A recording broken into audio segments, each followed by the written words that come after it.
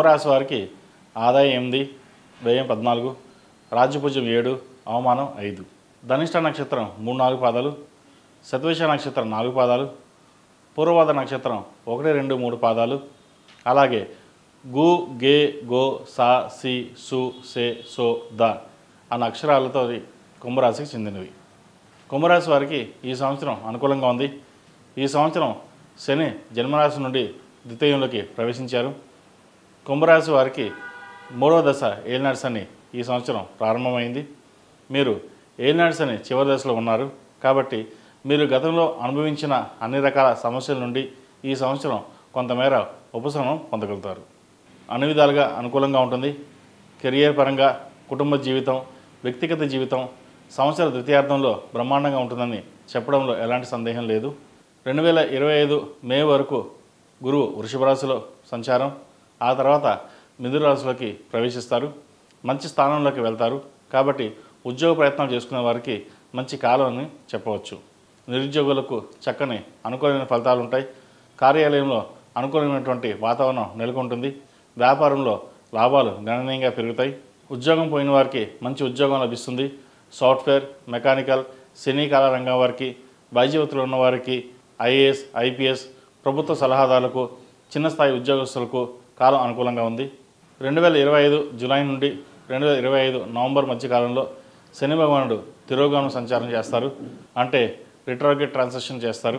ఈ సమయంలో మాత్రం అనుకూల ఫలితాలు కొంతవరకు తగ్గుతాయి. కొన్ని జాగ్రత్తలు తీసుకోవాలి.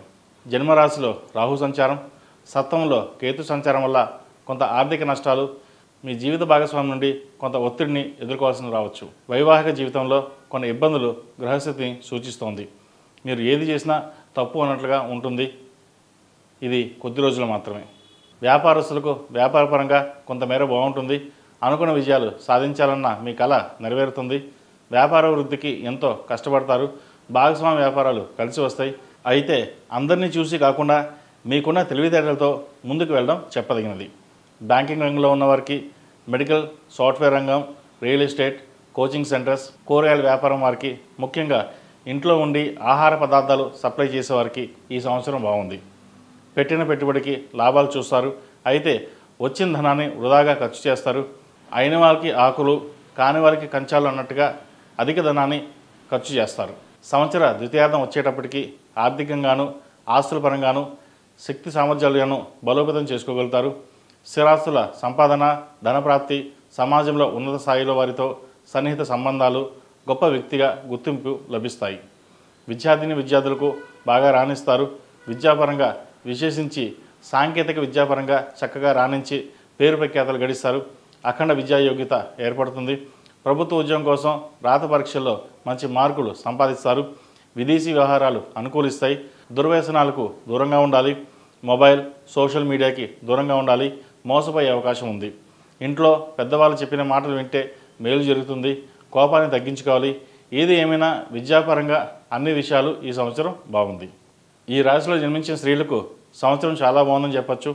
విద్యా సంబంధమైన విషయాలు, విదేశాలకు వెళ్ళే ప్రయత్నాలు ఆకస్మికంగా కలిసి వస్తాయి. దీర్ఘకాలిక సమస్యలను అధిగమిస్తారు. జీవితంలో ఆధ్యాత్మిక విషయాలను, సేవా కార్యక్రమాలకు అధిక ధనం వెచ్చిస్తారు. కోర్టు వ్యవహారాలు ఇబ్బంది పెడతాయి. ఆరోగ్యపరంగా కొన్ని జాగ్రత్తలు అవసరం. సాంకేతిక విద్యలో ఐఏఎస్, ఐపీఎస్, సివిల్ సర్వీసులకు ఎంపికయ్యే అవకాశాలు ఎక్కువగా ఉన్నాయి. ఆర్థికంగా పురోగతి బాగుంటుంది. మీ అభివృద్ధి కోసం చేసే ప్రయత్నాలు సత్ఫలితాలను ఇస్తాయి. అయితే సంతానం తీసుకునే స్వతంత్ర నిర్ణయాల వల్ల మీకు ఇబ్బంది కలిగిస్తాయి. ఉద్యోగరీత్యా, వ్యాపారపరంగా అనుకూలమైన వాతావరణం ఉంటుంది. కొందరు వ్యక్తులతో విభేదాలు అధికమై విడిపోవాల్సిన పరిస్థితి రావచ్చు. జాగ్రత్తలు తీసుకోండి. సహోదరి మధ్య దూరం పెరుగుతుంది. చిన్న చిన్న ఇబ్బందులు ఏర్పడతాయి. వివాదాస్పద విషయాలకు దూరంగా ఉండండి. ఆరోగ్యపరమైన జాగ్రత్తలు తీసుకోవాలి. అక్టోబర్ నుండి కొంతమేర బాగుంటుంది.